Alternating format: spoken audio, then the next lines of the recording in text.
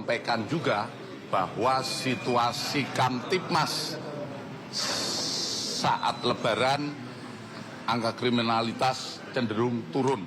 Ini cukup alhamdulillah dengan angka kriminalitas turun, masyarakat bisa berlebaran. Ini adalah wujud dari kegiatan yang dilaksanakan oleh Direktorat Tindak Pidana Umum dalam rangka menjaga stabilitas keamanan pada saat Lebaran. Kemudian kami sampaikan pada rekan-rekan media kemarin pada tanggal 20 Maret kita sudah melaksanakan gelar perkara penetapan tersangka terkait kasus pagar laut yang terjadi di Bekasi, di mana dasarnya adalah LP nomor 64 2025 dengan pelapor saudara Martin Sulaiman dengan terlapor Yanto dan kawan-kawan. Dari hasil gelar perkara yang dihadiri oleh penyidik, baik kemudian dari Wasidik, kemudian dari penyidik Madya, kita sepakat menetapkan 9 orang tersangka. Di mana 9 orang tersangka tersebut, yang pertama adalah MS, di mana yang bersangkutan adalah ex Kades Segarajaya yang menandatangani PM1 dalam proses PTSL. Kemudian yang kedua AR, Kades Segarajaya sejak tahun 2023 sampai dengan sekarang, yang bersangkutan menjual lokasi bidang tanah di laut kepada saudara YS dan BL. Kemudian yang ketiga adalah JM, yaitu kasih pemerintahan di kantor desa Segarajaya. Yang keempat, saudara Y, staf Segarajaya. Yang kelima S, yaitu sebagai staf Segarajaya, Kecamatan Rumajaya. Yang keenam, AP, ketua tim support PTSL. Yang ketujuh, GG, petugas ukur tim support. Yang kedelapan, MJ, operator komputer. Yang kesembilan, HS atau tenaga pembantu di tim support program PTSL. Terhadap yang bersangkutan, kita kenakan terhadap saudara MS, kita kenakan pasal 263 ayat 1 dan 2 KUHP, junto pasal 55 pasal 55 KUHP dan atau pasal 56 terhadap tim support PTSL tahun 2021, kita kenakan pasal 26 ayat 1 KUHP. Sampai dengan saat ini penyidik sudah meriksa sekitar kurang lebih 40 orang saksi. Di samping itu bukti-bukti lain juga kita dapatkan dari lapor, di mana kita pernah kami sampaikan bahwa ini adalah dengan modus merubah sertifikat, ya, merubah sertifikat, di mana dirubah objek maupun subjek sertifikat tersebut. Selanjutnya penyidik akan melaksanakan upaya-upaya paksa, yaitu dengan pemanggilan, pemeriksaan dan lain sebagainya dalam secepatnya agar segera dapat kita berkas, dan untuk selanjutnya kami teruskan ke JPU. Mungkin sementara itu yang kami sampaikan. Pak, itu pemalsuan termasuk yang 93 sertifikat itu, Pak? Betul. 93 sertifikat yang dipindahkan, ya. Jadi seperti kami sampaikan dulu bahwa ini adalah objek yang dipindah, di mana sertifikatnya adalah sertifikat di darat, kemudian dirubah subjek maupun objeknya, dipindah ke laut dengan luasan yang lebih luas lagi. Kalau dari keuntungannya sudah ada, Pak, dari para tersangka ini mengantongi berapa, Pak?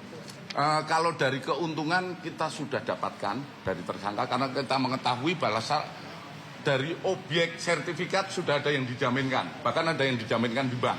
Dan ini masih proses-proses penyidikan kita lebih lanjut. Mungkin perkiraannya berapa itu Pak? Tadi kan sudah disebutkan ada yang dijual tuh sebenarnya. Sampai jumlah miliaran. Nah, ini terus kami akan juga melaksanakan pemeriksaan kepada bank dan lain sebagainya. Dan, 9 orang itu sudah ditahan atau bagaimana? baru penetapan tersangka ya. Baru aja. Baru. Gini. Kemarin kan kita saat Lebaran, sebelum Lebaran itu kita gelar. Setelah kita gelarkan, kemudian sebagian besar penyidik terlibat dalam operasi pengamanan Lebaran, sehingga baru bisa kita update hari ini. Memang beberapa rekan-rekan mohon maaf belum bisa kita jawab saat itu, walaupun kami sudah ada jawabannya, tapi belum bisa kami sampaikan karena terkait anggota masih dalam proses melaksanakan tugas yang kemanusiaan dalam rangka pengamanan Lebaran. Dan ini setelah 2 hari kami masuk kerja, kami segera untuk mengagendakan tindak lanjut dari penanganan perkara tersebut. Kami berharap minggu depan, sudah saya perintahkan pada penyidik, minggu depan para tersangka agar segera dilakukan upaya pemanggilan untuk pemeriksaan sebagai tersangka. Bapak, ini kan kasus yang Segarajaya kan berarti dari Pak Nusron ya, tapi kan kemarin dari Polmab Barreskrim sendiri menemukan di Hurit Jaya, itu prosesnya seperti apa Pak? Apakah sudah tersangka juga? Untuk kasus yang kan seperti kami sampaikan bahwa ini ada laporan yang dilaporkan oleh BPN, ATR BPN. Kemudian dari proses penyelidikan kita mendapatkan kita penyidik meyakini ada perbuatan lain yang dilakukan oleh PT MAN. Saat ini untuk yang PT MAN sudah digelarkan untuk naik sidik. Sudah gelar naik sidik, kita sudah memeriksa. Mungkin minggu-minggu ini juga akan segera kita lakukan pemeriksaan kepada yang berkaitan dengan PT MAN. Untuk selanjutnya apakah itu untuk dinaikkan status lebih lanjut, kita lihat nanti. Ya. Soal Kadis Pohon, Pak, berkas perkaranya Kadis Pohon, Pak, itu kan Sejagung minta agar para tersangka juga dijerat pasal tipikor, Pak. Tanggapannya gimana, Pak? Ini lain ya. Jadi ini yang saya jawab dulu, yang Bekasi sudah ya. Clear ya. Oke. Terkait dengan kasus yang Kohot di Tangerang ya. Kami sudah membaca dan mempelajari petunjuk P19 dari Kejaksaan. Sudah kami pelajari, kemudian langkah-langkah yang kita ambil, kami ada beberapa orang saksi, ahli, kita coba untuk diskusi. Salah satu contohnya kepada BPK. BPK dari teman-teman BPK kita diskusikan, kira-kira ini ada kerugian negara di mana ya? Mereka belum bisa menjelaskan adanya kerugian negara. Kemudian kami belum melangkah seperti hanya untuk berdiskusi lebih lanjut. Kemudian dari beberapa ahli kami juga mencoba untuk mendiskusikan apakah ini termasuk kategori tindak pidana korupsi atau tidak. Dari hasil itu, dari hasil beberapa diskusi dengan beberapa ahli, kita mempelajari apa yang menjadi petunjuk jaksa. Dari petunjuk jaksa kami melihat salah satunya adalah berdasarkan putusan MK nomor 256 angka PUU 14/2016 tanggal 25 Januari 2017 dalam pertimbangan menyatakan bahwa tindak pidana korupsi harus ada kerugian nyata sehingga dapat konsekuensi hukum dari dihapusnya kata-kata dapat dalam frase dapat merugikan kerugian negara di pasal 2 dan 3 Undang-Undang nomor 31 tahun 99 sebagaimana diubah dalam Undang-Undang nomor 20 tahun 2001 tentang pemberantasan tindak pidana korupsi, sehingga kerugian negara secara nyata haruslah berdasarkan hasil pemeriksaan Badan Pemeriksa Keuangan atau BPK-RI atau Badan Pengawas Keuangan Pembangunan BPKP. Itu yang pertama. Ini juga merupakan jawaban kami kepada JPU. Kemudian yang dua, berdasarkan ketentuan pasal 14 Undang-Undang Nomor 31 Tahun 99 sebagaimana diubah dalam Undang-Undang Nomor 20 Tahun 2001 tentang pemberantasan tindak pidana korupsi secara eksplisit menyatakan bahwa yang dapat dikategorikan tindak pidana korupsi adalah yang melanggar undang-undang tindak pidana korupsi atau melanggar undang-undang lain yang secara tegas dinyatakan sebagai tindak pidana korupsi. Kemudian yang ketiga, terdapatnya indikasi pemberitaan suap atau gratifikasi kepada para penyelenggara negara saat ini yang dalam hal ini Kades Kohot, ini saat ini sedang dilakukan penyelidikan oleh Kortas Tipikor Mabes Polri. Kemudian yang keempat, terhadap kejahatan atas kekayaan negara yang berupa pemagaran wilayah Laut Desa Kohot, saat ini sedang dilaksanakan proses penyidikan oleh Direktorat Tindak Pidana Tertentu dan sudah turun sprint sidiknya. Ini yang sekarang berlangsung. Kemudian kalau kita melihat lagi, sesuai asas leg konsumen derograt legi konsumte, yang berarti aturan yang digunakan berdasarkan fakta-fakta yang dominan dalam sebuah perkara, sehingga melihat posisi kasus tersebut, fakta yang dominan adalah terkait pemalsuan dokumen, di mana tidak menyebabkan kerugian negara terhadap keuangan negara ataupun perekonomian negara, sehingga penyidik berkeyakinan perkara tersebut adalah bukan merupakan tindak pidana korupsi, karena kerugian yang ada saat ini yang didapatkan penyidik adalah kerugian yang didapat oleh para nelayan dengan adanya pemagaran itu dan lain sebagainya. Jadi kita masih melihat itu sebagai tindak pidana pemalsuan. Kemudian kami juga melihat dalam proses penanganan di Tarumajaya. Di proses Tarumajaya ini modus sama dilakukan yang terjadi di Kohot saat sertifikasi. Di mana dalam proses di Tarumajaya dari Kejaksaan Negeri Cikarang menyatakan itu tidak ada tindak pidana korupsi, dan JPU dari Cikarang sudah menghentikan penyelidikannya. Artinya antara Kohot dan kan sama kasusnya, kan ini agak berbeda. Jadi kok di sana dihentikan penyelidikannya karena korupsi, di Kohot diminta penyelidikannya karena korupsi. Nah inilah yang akhirnya pada hari ini berkas kita kembalikan dengan alasan-alasan yang kami sampaikan tadi. Kemudian kami tetap dari penyidik Polri khususnya melihat bahwa tindak pidana pemalsuan sebagaimana dimaksud dalam rumusan pasal 263 KUHP, menurut penyidik yang berkas yang kami kirimkan itu sudah terpenuhi unsur secara formil maupun material. Artinya kita sudah hari ini kita kembalikan dengan alasan-alasan yang tadi kami sampaikan. Pak, jadi hari ini Terkait dengan yang ada di Pidum sendiri, itu kan dari oknum ATR BPN atau di tingkat bawahnya itu kan belum tersentuh ya. Kalau misalkan dari ASN-nya diduga ada yang terlibat, itu bisa jadi unsur pidana, tindak pidana korupsi nggak sih Pak?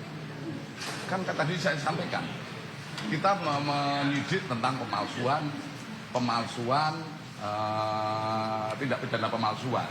Sementara itu kan yang sesuai asas yang tadi saya sampaikan, kita tetap mengedepankan asas yang lebih dominan fakta yang mana. Kemudian kalau tadi disampaikan, ini kan masih tarik ulur, perkara juga belum selesai. Kita masih bentuk koordinasi aja sudah belum berjalan, bagaimana mau menyentuh yang lainnya. Ya. Kita lihat prosesnya, apakah nanti dari kejaksaan ada petunjuk-petunjuk lebih lanjut. Pada prinsipnya kita tetap melihat pada posisi saat ini kita menyidik tentang pemalsuan sertifikat. Ya. Tapi berarti di kasus pemalsuan itu tidak sampai ke tahap ATR BPN atau penyelenggara negara. Kita lihat nanti. Kalau tadi disampaikan bahwa ada indikasi suap, indikasi gratifikasi, saat ini sedang dilakukan penyelidik oleh Kortas. Pak, menyangkut Kortas itu tadi kan itu masih penyelidikan ya Pak. Dan mengingat juga komentar dari Kejagung kan kemarin diminta untuk dilengkapi untuk terkait kasus korupsi. Apakah ke depan juga memungkinkan nggak sih Pak perkara Pidum ini dengan apabila nanti penyidikannya sudah sidik di Kortas juga digabungkan dengan perkara yang berbeda. Artinya begini, kalau kami setahu saya kalau terjadi suap atau gratifikasi, ini kan perbuatan pidana sendiri. Sementara kami ini menyidik tentang pemalsuan. Kalau nanti terjadi mungkin kalau terjadi gratifikasi atau suap dan lain sebagainya, pemalsuan ini hanya modusnya dari penyidikan tipikor. Berarti nanti kemungkinan besar kalaupun di Kortas tipikor itu naik sidik dan nanti persidangan, berarti Kadeskor ini bisa 2 kali vonis. Perbuatannya kan berbeda antara menerima sama memalsukan, gitu, ya. Jadi Pidum sama Tipikor lagi jalan bareng masing-masing. Yang Pidum untuk pemalsuan. Betul, kira-kira seperti itu. Jadi nanti tidak akan ada perubahan SPDP. Ya enggak lah, SPDP-nya kan sendiri, ya. Oke. Ya. Bapak terkait kasus yang pengancaman intimidasi yang diterima oleh jurnalis Tempo, bagaimana penyelidikan? Dari Tempo ya. Saat ini sampai dengan saat ini kita masih melaksanakan penyelidikan. Ya. Dari penyelidikan yang kita dapatkan, kita sudah mendapatkan siapa yang mengirim, Gojek yang mengirim. Ya. Gojeknya sudah kita periksa, ternyata ini juga semacam terputus. Gojek tersebut mendapat kiriman dari Grab. Saat ini memang kemarin kami berupaya menjemput bola untuk memeriksa pada hari libur. Kita memeriksa meminta keterangan yang diperlukan. Kami masih agak kesulitan karena dari beberapa yang harus kita periksa meminta kami secara formal. Artinya di hari libur minta secara formal, tentu saja ini agak sedikit menghambat proses penyelidikan kita. Tapi dengan komunikasi dan koordinasi kami terus melaksanakan komunikasi untuk proses penyelidikan. Akhirnya setelah beberapa hari kami baru bisa memeriksa saksi-saksi yang ada, baik itu di Tempo dan lain sebagainya. Kemudian seperti kami sampaikan bahwa setelah itu kami banyak disibukkan oleh proses pengamanan Lebaran. Dan saat ini mulai kemarin begitu kita mulai masuk kerja, kita memulai lagi dengan pemeriksaan dengan menggunakan formil yang kita ikuti aturan secara profesional. Dan hari ini salah satu saksi yaitu yang Gojek yang mengirim sedang kami periksa. Dan prosesnya ini kami bersama penyelidik ini sedang mencari titik-titik CCTV yang nantinya akan kita uji dulu melalui lapor. Semoga ini juga bisa